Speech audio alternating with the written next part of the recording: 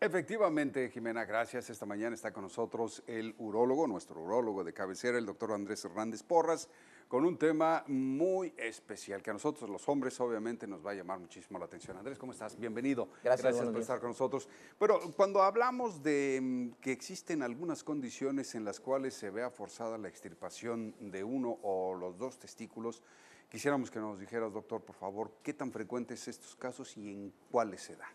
Bueno, realmente quitar un testículo es muy frecuente en los casos, por ejemplo, de cáncer de testículo. En estos pacientes se quita un testículo, no hay ningún problema, porque la función que tiene uno, al perderse, el otro testículo la va a sustituir y va a compensar desde el punto de vista hormonal y formación de espermas perfectamente. El problema es cuando se quitan los dos, por la razón que sea, eso es muy raro que pase. Realmente, por ejemplo, en algún accidente pudiera suceder. Cuando hay cáncer de testículo de un lado, el 2% de los pacientes pueden tener del otro lado, pero hay que tomar en cuenta que son pacientes que ya se están en control de una manera muy estrecha. Entonces, cuando encontramos un tumor que se está presentando en el otro lado, bueno, se puede quitar el puro tumor y eso hace que se conserve el testículo. Entonces, no es tan fácil quitar los dos testículos. No es tan frecuente que se llegue a dar esos casos. Así es. ¿Qué pasa, por ejemplo, si esta condición se da en un niño, por ejemplo, que está en pleno desarrollo, está creciendo? ¿Es visible? ¿Se da el cáncer testicular en niños? Sí se da, pero por ejemplo en los niños muy pequeños, cuando nace un niño normalmente debe de tener los testículos en las bolsas, en la bolsa escrotal. Entonces el médico que lo recibe es, digamos, es parte del protocolo, es una obligación revisar los testículos. Si los testículos no están en las bolsas, entonces se le da un año para que los testículos bajen. Después de un año, si no bajan, hay que operar al niño y bajar los testículos. Pero hay casos en donde por alguna razón, digamos, en alguna zona alejada de una ciudad o que lo reciba alguien no calificado, no se den cuenta, digamos, de que no tienen los testículos. Y si los testículos son intraabdominales, o sea, que no bajan ni siquiera a la parte de la ingle, esos testículos quedan perdidos y con el pasar del tiempo se puede, al darse cuenta, obviamente esos testículos ya no funcionan, están totalmente atrofiados. En esos casos, en los niños sí estaría indicado quitar los dos testículos. Cuando están en el abdomen y digamos que tenemos un desarrollo relativamente adecuado y es antes de los 6 años de edad, esos testículos deben de bajar. Obviamente esto no es una regla, se debe de individualizar y revisar a cada paciente, digamos, su caso, pero sí normalmente se operan y se bajan. Pero en el caso de que no se hayan bajado, digamos, se dan cuenta a los 10 años de edad, bueno, se tienen que quitar porque el riesgo de que haya cáncer en esos testículos es muy alto.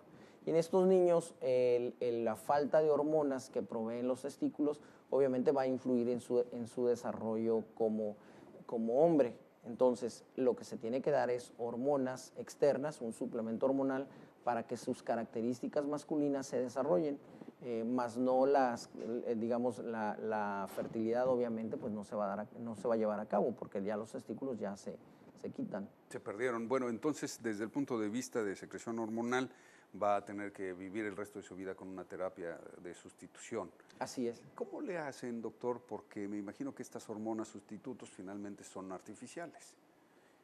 ¿Cómo se le hace para medir la cantidad que cada niño va requiriendo de acuerdo al desarrollo que va teniendo, por ejemplo, en su adolescencia y luego en su primera juventud? Bueno, normalmente a estos pacientes se les tiene que hacer exámenes. Nosotros tenemos unas cifras normales de testosterona.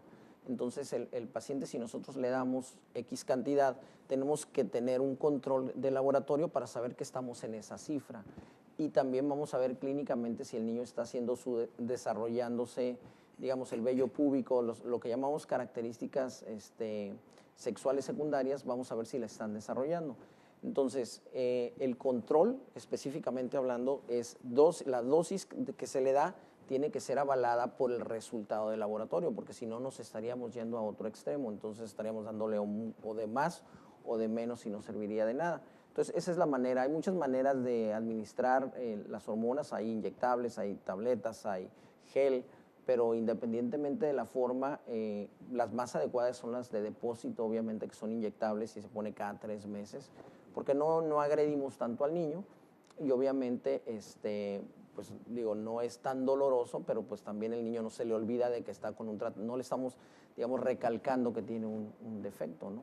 Entonces, Entonces, ¿el resto de su vida va a tener que estar usando esta sustitución de hormonas? así es, sí, el resto de su vida para que él siga, digamos, por ejemplo, el deseo sexual se da, digamos, el fondo es hormonal. Entonces, si el niño, digamos, se le bajan las hormonas, bueno, eso va a repercutir en el deseo sexual y obviamente en su erección. Alguna pregunta del público, doctor, nos pregunta, bueno, ¿y este tipo de personas que están sujetas y que dependen de terapia hormonal, es decir, de testosterona, si no se les aplica, podrían en un momento dado confundir su sexualidad y convertirse en homosexuales? No, realmente no. Digamos, su convicción es otra cosa. O sea, eso ya, digamos, pasaría a otro término.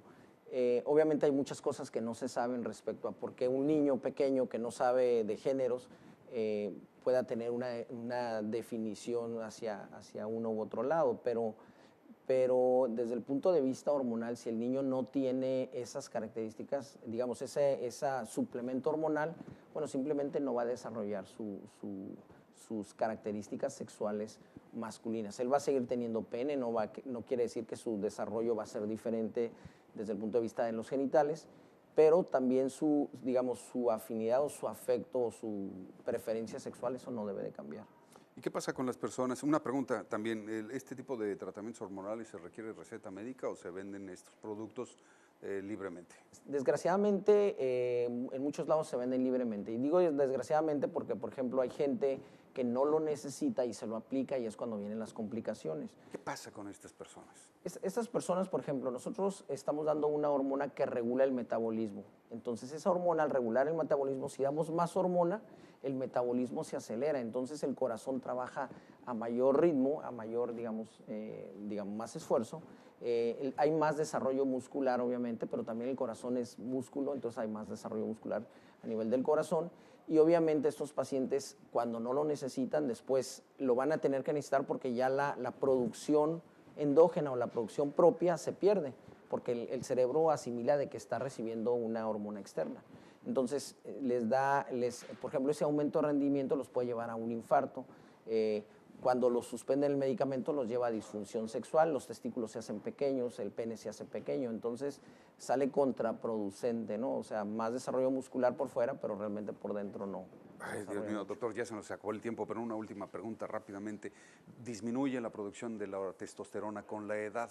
Con la edad, algunas personas dicen que requieren de estos sustitutos, ¿es correcto eso? Así es, volvemos a lo mismo, si el paciente tiene menos hormonas y le damos hormonas, simplemente estamos restableciendo, llegando a su nivel normal, pero el paciente ya no produce la cantidad que debiera producir, entonces al darle nosotros hacemos que actúe normal, pero una persona que no la necesita y le damos, obviamente su cuerpo la deja de producir y le inducimos una andropausia temprana, pero el paciente que lo necesita no tiene problema. Perfecto, doctor, denos sus números de contacto si es tan amable. Claro que sí, es el 634-1138 aquí en Tijuana.